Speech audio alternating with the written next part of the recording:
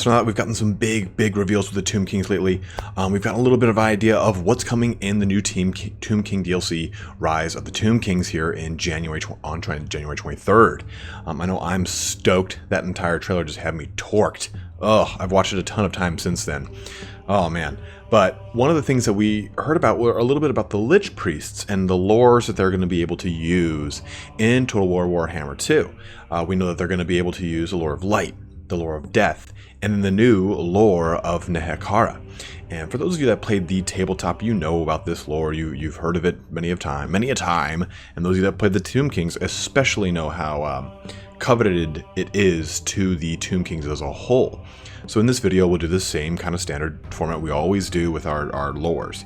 We're going to go through each and every spell, what spell I think it kind of correlates to closest in the game, and we'll just kind of read the little lore blurb of every spell as well, and just kind of go through this as a whole.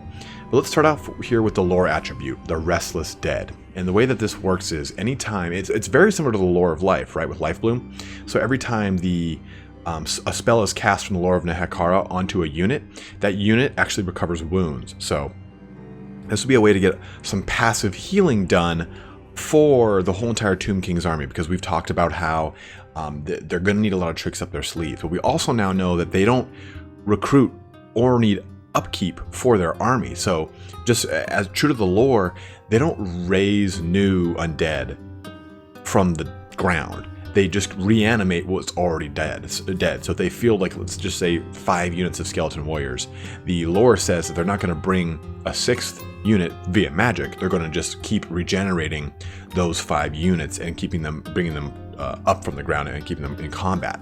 So the Restless Dead is going to be a necessary component, because it gives each one of these spells an ability to heal, as well as their Casket of Souls ability, the Realm of Souls ability, that is going to trigger in 3 waves, giving them more and more healing before they can summon a new Shabti at the end of it. So a lot of really great stuff here. But let's jump into the first spell, the signature spell, Xar's Incantation of the Desert Wind. Harnessing the power of Xar, god of the desert winds, the Lich Priest summons forth a sandstorm that engulfs the undying warriors of Nehekhara and carries them across the battlefield. And this is a really kind of simple one. All it simply does is increase movement. That's it. It allows you to actually move in your movement phase when you otherwise wouldn't be able to move. And how I really kind of see this being implemented into the game is something maybe more akin to Scare Leap. I don't know if it would give a stock mechanic, but the way that they describe this in the actual little lore blurb there, it makes it seem like it's kind of concealing the unit, but it's not. In actuality, it's not how it's actually done in the game. So this would actually allow you to have your units move a little bit faster. So I think that speed is going to be a pretty big thing for this army. So I think that this is something that's going to definitely be very integral to keeping them moving downfield. I mean, if you know, playing with a Vampire Counts army with predominantly skeleton warriors, you are trudging all the way down. God help you if you went with zombies. But very easy signature spells. Most of the signature spells in the game are kind of not compulsory, but they lend a lot to, if it's a lore specific to a race, they lend a lot to that race's either their weaknesses or their strengths. Like, for instance, there's a lot of ward saves in the High Elf army, so the Shield of Safari kind of lends that bonus to them, increasing those ward saves across, say, the Phoenix Guard and such. But let's go into the first spell here, and very similar to the Ogre Kingdom's lore, the lore of the Great Maw. It's very low in casting value until you get to the latter 3 spells, and it's kind of like that in the majority of the tabletop. But even the latter 3 spells aren't even that high in their casting value, meaning that they expect you to cast a lot of spells, so that you're constantly getting that healing effect across your entire army. So let's take a look here at Joff's Incantation of Cursed Blades. As the Lich Priest utters his ancient mantra, he imbues the weapons of the Nehekharan warriors with the essence of Joff, the jackal-headed god of the dead, who hungers for the souls of the living above all things. So this one's pretty easy too. This is just going to confer Killing Blow to the unit. Now, what we know Killing Blow to typically be in Total War Warhammer is a AP anti-infantry characteristic. So will this add an anti-infantry characteristic to the unit you cast it on? I don't think so. I think that might be just a little too OPZ. But I kind of look at this as something like Occam's Mind Razor or Sneaky Stabbing, where it does increase their AP, it does increase their melee attack. Maybe more on the scale of Sneaky Stabbing, because Sneaky Stabbing is not a blue advanced spell. It's an entry level spell, just like this is. This is the very first spell. It's a 7+ cast on, or casting value for those of you that play the tabletop. So very easy to cast. So I can see this more in the vein of Sneaky Stabbing, low cost, moderate bonus to both melee attack and armor piercing damage to kind of give them that illusion of killing blow. In the tabletop, it actually increases units with killing blow to heroic killing blow, which is very, very strong, but I don't see that happening here. Moving on to the second spell though here, Nero's Incantation of Protection. As Lich Priest intones this blessing, his foes find their sword strokes mysteriously turned aside as Nero, wife of Petra and goddess of protection, reaches out to shield Nehekhara's warriors from the evils of the night. Nero's incantation here is pretty simple. I almost kind of see this as the dwarf rune that allows you to have... actually the physical resistance on that dwarf rune. But this would incur a ward save, just a moderate ward save, nothing crazy. I don't look at this as maybe seeing physical resistance. I see it as a ward save directly translating from the book. And they need those extra little tizzies with tricks here and there. Tizzies, it's not, you get in a tizzy, you don't have a tizzy up your sleeve. No one says that. But this is pretty simple, pretty straightforward to me. Just a simple ward save.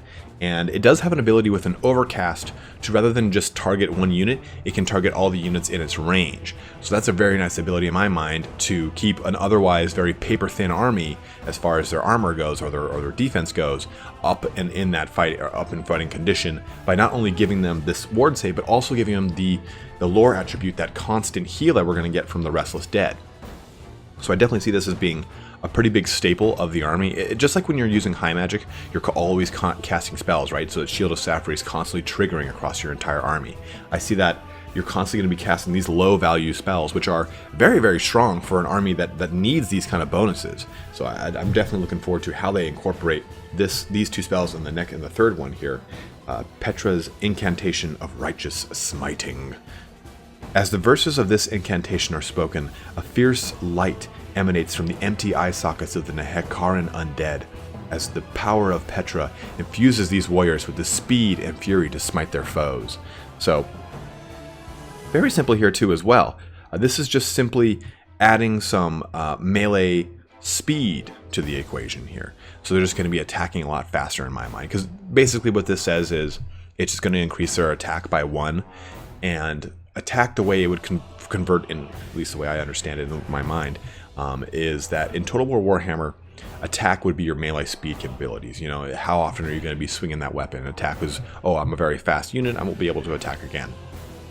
So I see that kind of incorporating in here, and it actually even affects the range units. So something almost like Hand of Glory, right? Where you're getting a bonus to your reload speed on your range units, or your melee attack speed for those in melee. And it actually even, you can overcast it so it will affect the entire units all the units in range. So this is another ability here where you can actually buff up your front line rather than just kind of sticking to one unit and keeping that one unit beefy. And that's what I really like about the lore of Nehekhara, is that since the Restless Dead affixes itself to any unit that the spell is cast on, these two spells, think of them as AoE heals, area of effect, for those of you that did not play World of Warcraft until they were blue in the face and couldn't walk out of their... I'm not going down that road, but still.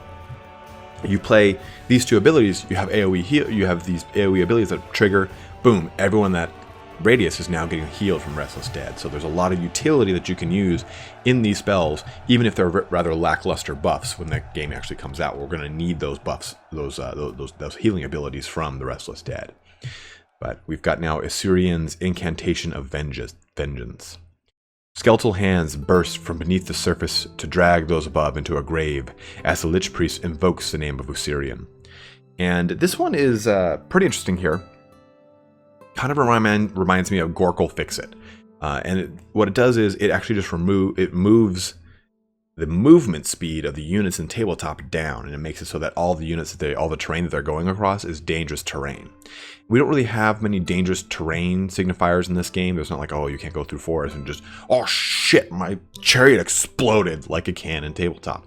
But I don't think they're going to add any kind of dangerous terrain mechanic to this with this spell.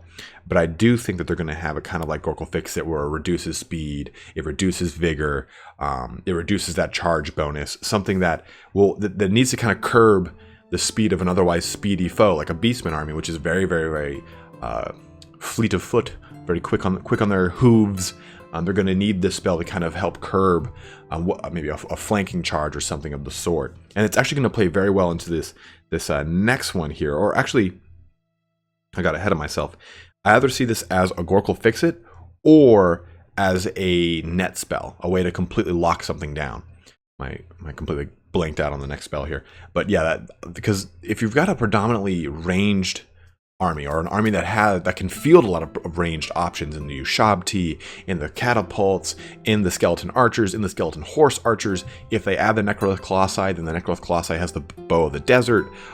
You've got a lot of range that you can take advantage of, and maybe Assyrian's Incantation of Vengeance, rather than it being a debuff to speed, it's just a straight lockdown, just like Howling Warp Gale or just like Nets of Amantok. So I could see it either way. It depends on how they want to do it. Maybe it is too powerful to have a straight up net in the army. If you've got one guy as a Lore of Light, like a Lich Priest as a Lore of Light, and you have another one as a Lore of Nehekhara, you got one guy who's healing everything with the Lore of Nehekhara, and then you've got two nets effectively with this ability and Nets of Amantok. So it depends on how they're really going to do that ability. It might be too OP to have it as another net ability in the game. But neither here nor there. So we've now got the fifth spell here, Usek's Incantation of Desiccation. As a Lich Priest intones the curse of desiccation, every syllable strips the moisture from his victims' bodies, sapping their vitality. And this one is very reminiscent of one we already see in the Lore of Death and as Soul Blight. So it reduces the strength and toughness. So look at that as your weapon strength in the strength characteristic, and your armor in your toughness characteristic. So I just look at it as kind of almost like a carbon copy. It's further down the line in the list of spells for the Lore of Nehekhara, and just like Soul Blight is. So I feel it has a kind of a direct carryover here. And what I'm thinking here is that it's going to be a pretty useful ability here, because we're going to definitely need a lot of ways to hinder the other army's strength and their toughness, especially if you're fighting against, say, lizardmen, who are going to be putting the stomping on a considerable amount of the front line of the Tomb Kings. You're going to be able to use desiccation to really help level that playing field a little bit. It's not obviously going to make it so your skeleton warriors are gibbing lizardmen left and right, but it's definitely going to make it so they can stand a fighting chance there. So I'm definitely curious to see how they do that. Is this going to have an overcast ability where it makes it so it reduces more strength and toughness, or I'm sorry, more melee defense and weapon strength, or is it just going to be an area of effect? In the tabletop, you can overcast it to decrease those values more.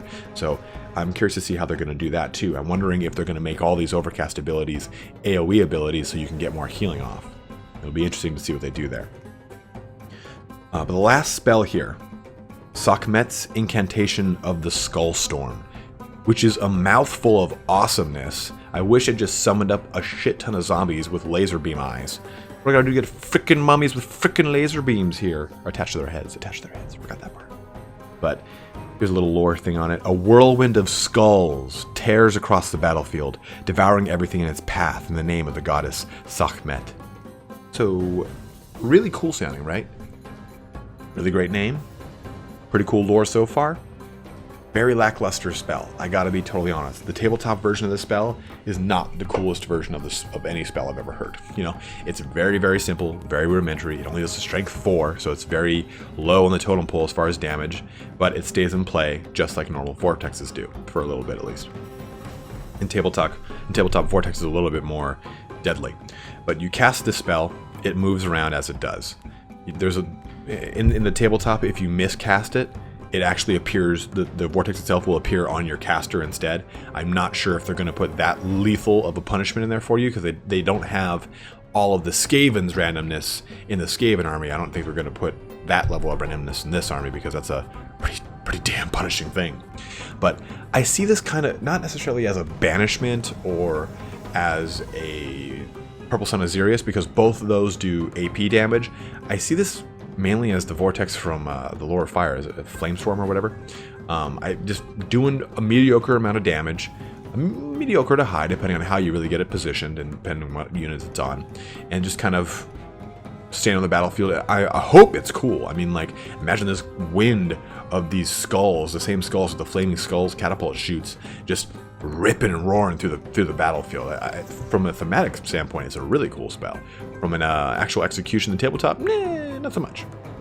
So I'm very curious to see what we see in that Vortex ability, and maybe it'll last a little bit longer than normal Vortexes, something to kind of give it an oomph. But it's definitely a needed ability in the lore itself, because the lore doesn't have a lot of direct, it has 0 direct damage spells outside of that.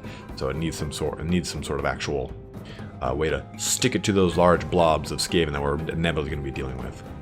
But this is our last video of the Tomb Kings here, guys. We've covered the history of them. We've covered their entire army roster. We've covered each and every one of their special characters, and now we know all 4 of the legendary lords that are going to be in the game. So this is our last real big lore video on the Tomb Kings. Don't worry, the Tomb Kings will be coming back when we talk more about Nagash directly, and we did get a lot about him in the actual history of the Tomb Kings. But if there's anything that I forgot to mention about the Tomb Kings that you really wanted to hear about, and I completely just shit the bed on for some reason, and I don't know why I would do that, I don't want to shit in my own bed, let me know. I'd love to do a video on anything that I missed for you guys regarding the Tomb Kings.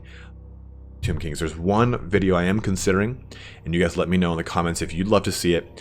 You know how I did one video on both Nagaroth and Ulthuan, going through all of the different cities and what each one means to the overall continent, or I'm sorry, overall nation. I was thinking of doing the same thing for the Tomb Kings. Like, you go to Xandri and all the other cities that are in the Tomb Kings. Even you can go to Liberis, the place that Khalid's from, or you go to the place that Nehekhara's from. You've got plenty of options and places to go to, so I can definitely do that video if you guys are interested. In fact, as I talk about it, my nipples are kind of getting hard. I might just do it anyway. So maybe you don't have a choice. Either way, thank you so much for joining me on this Tomb Kings adventure. I wanted to get this out here for you guys in time for Christmas. If you do celebrate, if you're in the United States and you take the day off, then you de facto celebrate it. But thanks so much for watching here today, guys. Have a great Christmas. Enjoy your holiday. And hopefully we'll get some more goodies out your way and some more Tomb King reveals. But have a good one, guys, and take care.